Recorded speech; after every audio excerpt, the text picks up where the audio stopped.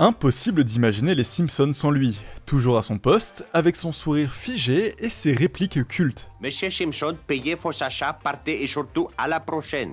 Merci, à la prochaine. Pendant des années, Apu était un pilier de Springfield, un personnage aimé de tous, devenu un incontournable de la série. Mais un jour, Apu est devenu un problème.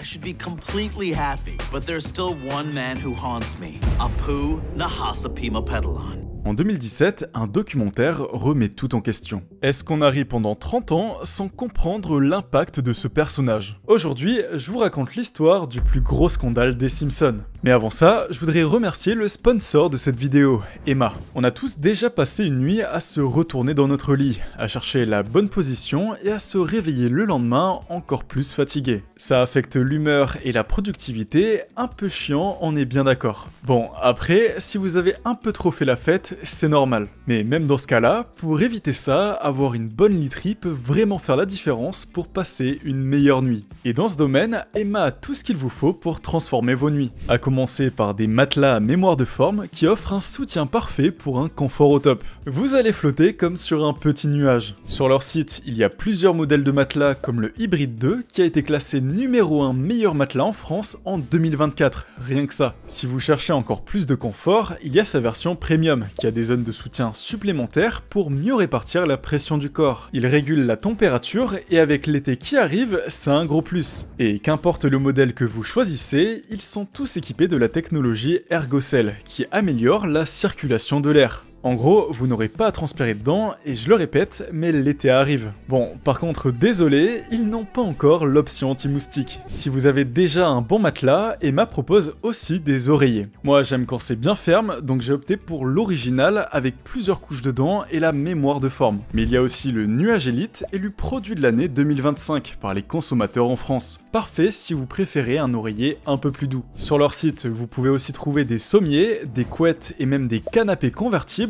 alors si comme Homer vous aimez faire la sieste dans le salon, c'est nickel. En ce moment, pendant les French Days, vous avez jusqu'à 50% de réduction sur le site emma.fr jusqu'au 12 mai. Et avec mon code TREKIM, vous obtenez 10% supplémentaires sur tous les produits déjà en promotion. Une sacrée offre, sachant que vous pouvez payer en 3 ou 4 fois sans frais. Vous avez 100 nuits d'essai, donc si vous n'êtes pas satisfait, vous pouvez retourner votre matelas gratuitement. Et avec la garantie 10 ans, c'est vraiment le meilleur moment pour tester leurs produits. Merci à Emma de soutenir la chaîne, on retourne à la vidéo. Bon, avant de parler du scandale, il faut parler de l'homme. Parce qu'avant d'être le gérant du Quickie Mart, Apu est un personnage bien plus complexe et profond. Apu naît en Inde, dans une famille traditionnelle, et très tôt, il se distingue par son envie d'apprendre. Il décroche une bourse pour partir aux États-Unis et intégrer un institut de technologie de haut niveau. Là-bas, il étudie l'informatique, brille dans ses études et finit par obtenir un doctorat. Mais pour survivre, il travaille de nuit dans une supérette. Un petit job temporaire, juste le temps de finir son diplôme. Sauf que ce travail,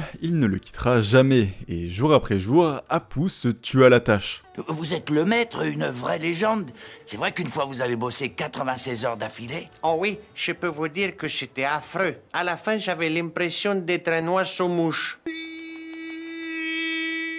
Apu est aussi à la croisée de deux cultures. Il est profondément attaché à ses racines indiennes, à ses traditions, à sa foi, mais il aime aussi l'Amérique, celle qui lui a donné sa chance. Dans un épisode, on découvre que son visa a expiré, mais il se bat pour obtenir la citoyenneté. Ce n'est pas juste un papier, c'est un engagement. Une forme d'amour pour un pays imparfait, mais qu'il a choisi. Bien sûr, que Dieu bénisse l'Amérique. Célibataire un temps, il fait même chavirer quelques cœurs à Springfield, mais le passé finit par le rattraper. Depuis l'enfance, il est promis à Manjula. Il tente d'échapper à ce mariage arrangé, mais finit par s'y engager sincèrement. Et ensemble, ils ont 8 enfants. C'est pas facile, mais il fait de son mieux pour être un bon père. Bienvenue dans mon cauchemar. Mais Apu n'est pas parfait. Dans un moment de faiblesse, il trompe sa femme. Il aurait pu fuir avec son amante, minimiser, oublier, mais non. Il assume, il regrette, fait tout pour reconstruire son couple, et c'est là que le personnage gagne en profondeur. Même lorsqu'il perd son travail après avoir été piégé par Homer pour avoir vendu des produits périmés, il montre sa bienveillance. Je suis venu faire amende honorable. D'abord, je vous en ai voulu de m'avoir dénoncé, puis j'ai réalisé que c'était moi qui vous avais trompé. Alors, je suis venu payer ma dette. Je suis à votre chère biche. Accueilli chez les Simpsons, il devient un invité modèle. Il aide, il cuisine, il ramasse les feuilles dans le jardin. Et il ne le fait pas par intérêt, il le fait parce qu'il est comme ça. Et Apu ne s'arrête pas là. Pour récupérer son poste, il ira jusqu'à risquer sa vie. Lors d'un braquage, il se jette devant une balle pour sauver quelqu'un d'autre. Alors oui, Apu a ses défauts, mais c'est un personnage profondément bon et généreux. Hé, il reste un peu de temps. Refaisons-lui un câlin. Tout le monde aime Apu.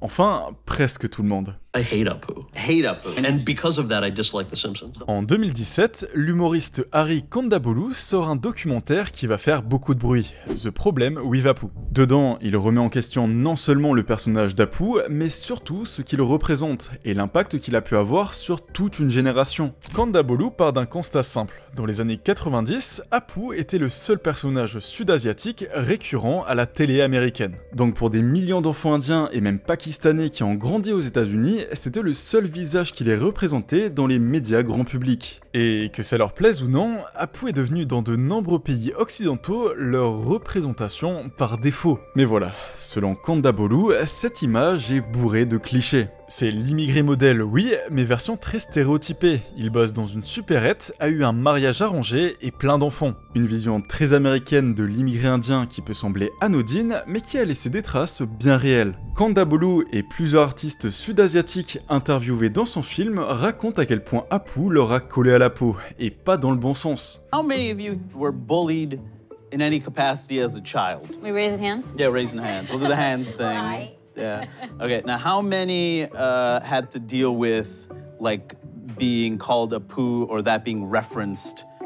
Pour eux, ce n'est pas juste des blagues un peu lourdes, c'est une forme de racisme banalisé. Tellement intégré dans la culture qu'on ne le remarque même plus. Et Kondabolu va plus loin, il parle de brown face vocal, quand un acteur exagère les codes d'une culture. L'accent, les expressions, le comportement pour faire rire un public extérieur à cette culture. Et dans le cas d'Apu, c'est un acteur blanc, Hank Azaria, qui lui prête sa voix, avec un accent volontairement caricatural. Mais attention, le documentaire n'est pas un règlement de compte d'après Kondabolu, qui a grandi avec la série et l'a adoré. Ce qu'il demande, ce n'est pas de tuer Apu, mais d'ouvrir la discussion. De dire que peut-être, aujourd'hui, on peut faire les choses autrement, avec un peu plus de nuances. Face à cette critique, du côté des Simpsons, silence radio, jusqu'au 8 avril 2018. Ce jour-là est diffusé l'épisode « Une bonne lecture ne reste pas impunie ». Et Holgin, producteur et scénariste, tease un peu. Explosion de Twitter dans l'acte 3. Dans l'épisode, Marge lit à Lisa un ancien livre de sa jeunesse, l'histoire d'une jeune anglaise élevée en Amérique du Sud par des domestiques indigènes impuissants. Tape dans les mains pendant que je danse. Le rythme. Oh, garde le rythme ou tu vas sortir le fouet. Le livre se moque aussi des Irlandais, qu'il présente comme des alcooliques et balance plein d'autres clichés. Marge, choquée, décide de censurer le livre et de le rendre acceptable aujourd'hui. Résultat, une héroïne irréprochable, mais l'histoire devient plate et n'a rien à construire. Qu'est-ce que tu veux que j'y fasse? C'est difficile à dire. Quelque chose d'il y a des décennies très applaudi et inoffensif est maintenant politiquement incorrect. Que peux-tu y faire? Lisa, la voix morale et progressiste de la série, vient de briser le 4e mur pour dire qu'il faut se détendre. Alors, comme prévu, Twitter explose et Kondabolu réagit immédiatement. La réponse des Simpsons ce soir n'est pas un coup porté à moi, mais à ce que beaucoup d'entre nous considèrent comme du progrès. Mais Matt Groening, le créateur de la série, reste ferme. Il dit être toujours fier d'Apu et lâche qu'on vit à une époque où les gens adorent faire semblant d'être choqués. Ce que pensent beaucoup de fans de la série. Ils ont leur argument, et le premier, c'est celui-ci. Si on critique Apu, alors il faut critiquer tous les autres personnages pour leur accent. Parce que les Simpsons, c'est un carnaval de caricatures vocales. Luigi, l'italien bruyant, Willy l'écossais qui gueule tout le temps, et Clétus et sa femme. Mince Clétus, fallait que je te garde près de mes parents. Maintenant, cocotte, c'est mes parents à moi aussi. Bon, en fait, même les personnages principaux parlent avec des voix exagérées. Homer, Marge, personne ne parle comme eux dans la vraie vie. Et c'est le code des cartoons, amplifié pour faire rire et rendre les personnages reconnaissables. Mais un autre reproche fait à Apu, c'est son interprétation par un acteur blanc. Là encore, certains fans répondent car dans ce cas-là, il faudrait faire le tri dans beaucoup de doublages. En Casaria, ce n'est pas juste le mec qui fait Apu, c'est aussi Mo, le chef Wiggum, Carl et des dizaines d'autres persos. Il a été casté pour ses talents de doublage, pas pour imiter un indien. Et cette logique, on la retrouve partout dans l'animation. Nancy Cartwright est une femme, mais elle double Bart Simpson, un jeune garçon. En France, Kirk Van Houten est doublé avec un accent flamand, par des acteurs français. Et Samurai Jack, héros japonais, doublé par Phil Lamar, un acteur afro-américain. Personne ne crie au scandale, et ça se comprend, parce qu'en animation, c'est la voix qui compte. Un exemple qui va parler à tout le monde, Mario. Mamma mia! C'est le personnage le plus connu du jeu vidéo, et l'un des plus caricaturaux. Personne ne parle comme ça en Italie, mais tout le monde trouve ça marrant. Et ce n'est pas un Italien qui le double, c'est Charles Martinet, un Français. Bon, remplacé récemment par un Américain, mais cocorico quand même. Et il y a un dernier argument. Est-ce que l'on regarde vraiment qui est Apu ou juste comment il parle? Dans le documentaire, l'acteur indo-américain Kal Penn dit qu'il préfère être comparé à son personnage dans Harold et Kumar. Sauf que dans ce film, Kumar c'est un type qui fume de la drogue à longueur de journée et s'empiffre de fast-food. C'est un peu hypocrite car à côté de ça, on a prouvé à quel point Apu valait mieux que ça. Et encore, j'ai pas tout dit. Le mec est carrément pompier volontaire et connaît mieux l'histoire américaine que tous les persos de la série. Ce drapeau en particulier complètement dépassé.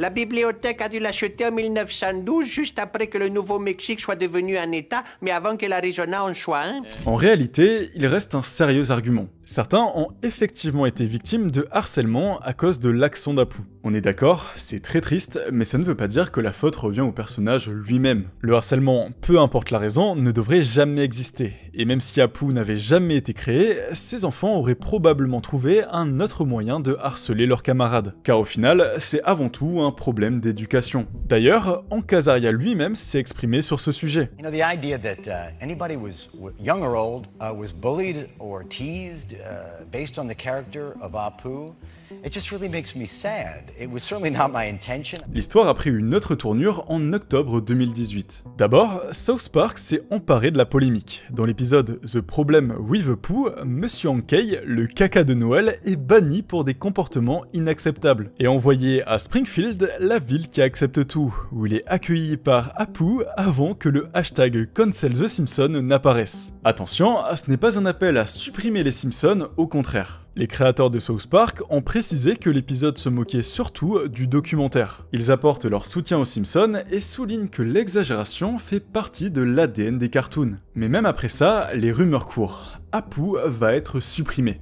L'info vient de Adi Shankar, un producteur américain. Mécontent de la façon dont le personnage d'Apu avait été créé, il avait proposé une solution pour le réinventer. I'm gonna post a link right here that goes to a submission page for an Apu screenplay competition. Il a ensuite annoncé, après avoir reçu le scénario parfait, qu'il avait appris de plusieurs sources que les producteurs des Simpsons allaient abandonner Apu. Bon, je vous le donne dans le mille, il a tout inventé, et Holgin s'est bien moqué de lui sur Twitter. Alors, qu'en est-il du sort d'Apu? Eh bien, le personnage ne sera probablement jamais supprimé, mais une chose est sûre, le documentaire a eu un vrai impact. Depuis, Apu est devenu beaucoup plus discret dans la série, et ça risque de durer encore longtemps. En 2020, Casaria a décidé de ne plus prêter sa voix au personnage. Il s'est excusé auprès de la communauté indienne après avoir discuté avec beaucoup de monde et compris pourquoi cela pouvait blesser. You know, part of me feels like I need to go around to every single Indian person in this country and personally apologize, and sometimes I do. Et en avril 2023,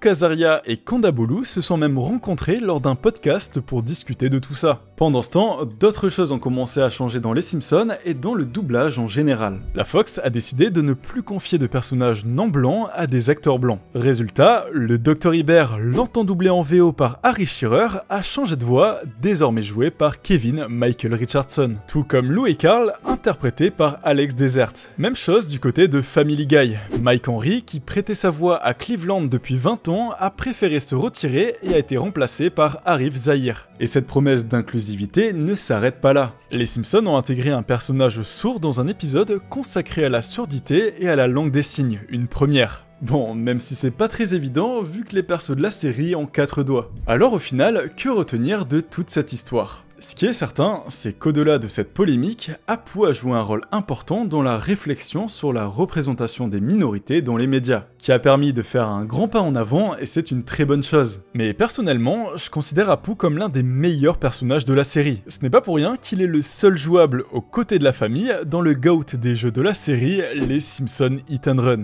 Alors même si l'époque des répliques cultes semble derrière nous, j'espère sincèrement que les créateurs de la série lui offriront un retour digne de ce nom, car il mérite bien mieux que de devenir un simple personnage de l'ombre. J'ai appris il y a bien longtemps à supporter les autres, plutôt que de les forcer à croire ce que je crois. Tu sais, on peut influencer les gens sans les harceler sans arrêt. Encore un grand merci à Emma d'avoir sponsorisé la vidéo. Si vous avez besoin d'un matelas, d'un oreiller ou de tout autre produit Emma, n'oubliez pas, en plus des offres jusqu'à 50% de réduction, vous avez 10% supplémentaire jusqu'au 12 mai sur tous les produits déjà en promotion grâce à mon code TREKIM. Et tout ça, c'est aussi grâce à vous, à tous ceux qui s'abonnent, qui lâchent un like sous les vidéos, à ceux qui commentent, c'est grâce à vous que je vais pouvoir sortir de plus en plus de vidéos. Alors je vous dis un grand merci et à très bientôt pour la suite.